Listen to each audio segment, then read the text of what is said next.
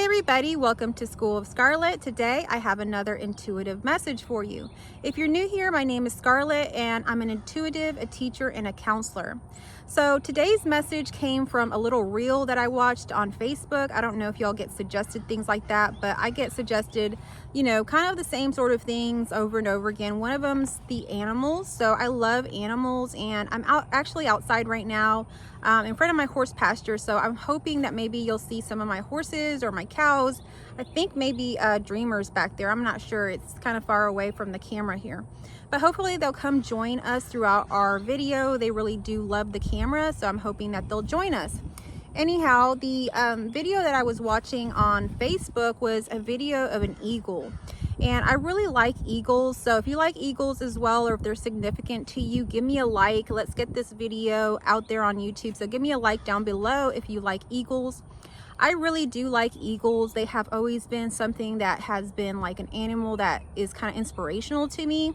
I actually was very lucky to see a pair of eagles near my house probably 2 years ago, and I got a bunch of great pictures of these eagles. So it was a very beautiful thing and significant sign to me. So anytime I see a video about an eagle, I want to watch it. So anyhow, this video of the eagle was an eagle soaring, and then suddenly there was some crows. And I actually also really like crows as well because I see a lot of them here on my property, and it's just strange to me, especially when I make videos. There's just tons of crows that come out. Anyhow, this crow began to kind of attack the eagle and go after the eagle. And so the message in this video was that, crows will oftentimes attack eagles when they're soaring a little bit lower. So what does the eagle do? It doesn't fight with the crow. What it does is it soars higher. It goes higher and higher. So it basically goes to a level where the crows cannot reach it. So today's message is kind of inspired by that video that I saw. As I saw that video, what came through was jealousy. Okay, so people are jealous of you in different ways just for shining your light, and you might not be doing anything to provoke these people, but they are having a situation happen within them that they're kind of mirroring jealousy because they're not seeing the light within them. So I wanted to talk about today these types of people that can appear in your reality.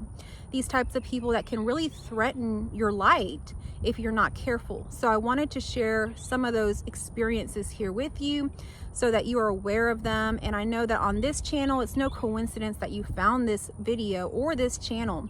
You're someone who is on your path of sharing your light.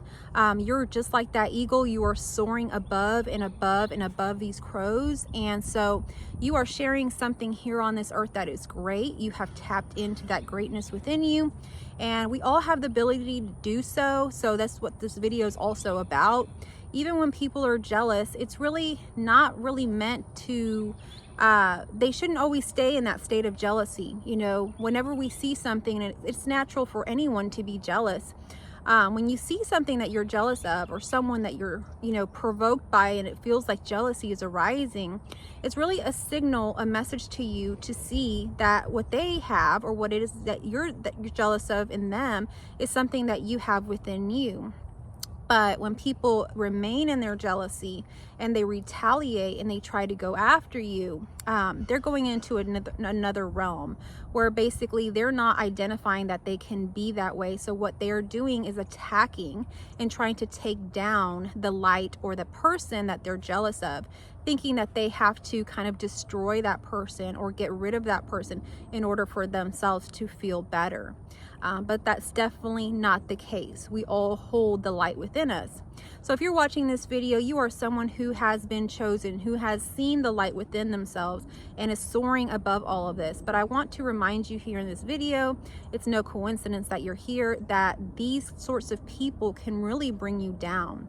So I'm going to be talking about today who these sorts of people are and how to kind of remove them, or how to protect yourself from these situations as they arise in your reality as you begin to share more and more and more of your light.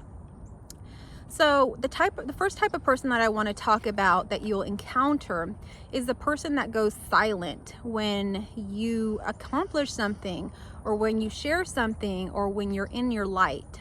So you'll find that there are these people that As soon as you begin to have some sort of accomplishment, they disappear. They don't really congratulate you. They're nowhere to be found. Usually they're there. They're around you and things like that. But as soon as you begin to accomplish something, they disappear. And so these sorts of people are doing this because they can't see the greatness within them, so they can't acknowledge it within you. So they'll go silent, they'll hide, and they won't be there to celebrate with you in your accomplishments. You'll also notice, and I've noticed it, I noticed this with certain people, like it's never anything that you want to up someone. You just share something with someone, but as soon as they feel threatened by it, because maybe whatever you're sharing appears to them to be somewhat a little bit, above what they're sharing, they'll remove themselves from the conversation. So I noticed this a lot, in church when we were in small groups.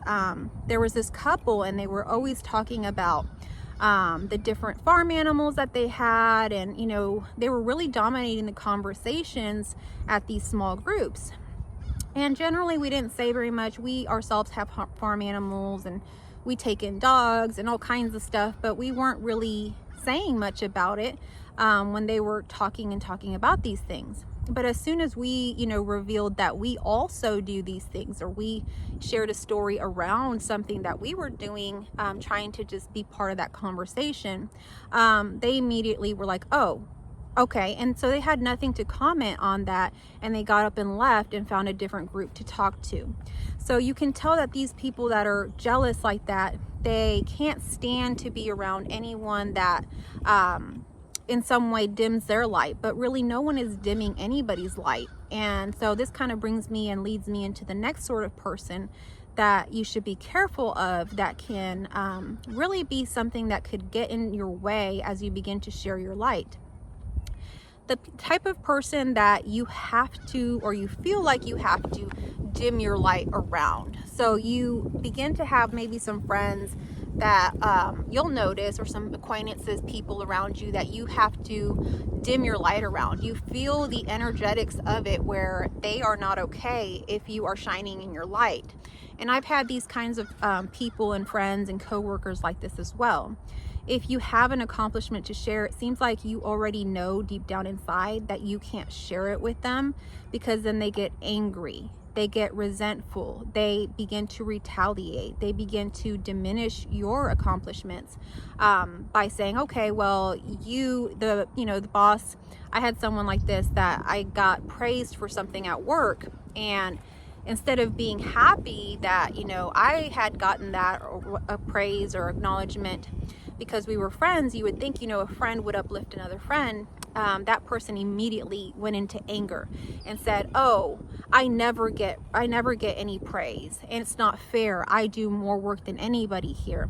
And it wasn't really the truth. It was some sort of protection and some sort of jealous measure that some people go into, where they go into anger when they hear of someone else.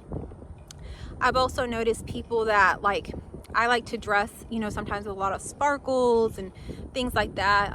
And I've noticed that there's people that will make fun of that. They want you to dim your light. They're like, why are you wearing that? Why are you're overdressed? Or why are you dressing in this? It doesn't look right. Or they'll try to diminish your light because they don't want to, they're not comfortable with what they are. So because they're not comfortable with what they are, what they're showing up as, they have to sort of take you down. And so eventually you feel like you have to diminish your light. And so I know that in certain cases like that, I would begin to dress more plainly and not really show up in my most authentic self, because I felt as if I was showing up in these ways, I would get attacked. So that is the other kind of person that you'll come across, and it comes across in many different ways. It's not just in the way you dress or anything like that. It's like you can't share things with them. You can't share your accomplishments with them. If you share anything, positive about your life, it's somehow threatening to them. So this kind of person can be very damaging to you and you sharing your gifts and your light, because they begin to diminish you in this way. So the other kind of person that you should watch out for is the kind of person that has no passion. that has no progression in their life. I call it more like stagnant people. And stagnant people are most likely the kind of people that will be jealous, that will make fun of you as you begin to share yourself. So maybe they're not doing very much in their life. They're not passionate about anything, but you're very passionate about something. And they begin to see that you're passionate about whatever it happens to be. Let's say you're passionate about trains, or you're passionate about saving animals, or whatever it happens to be. And because they have no passion, they have stagnancy in their life, they begin to attack you for having passion.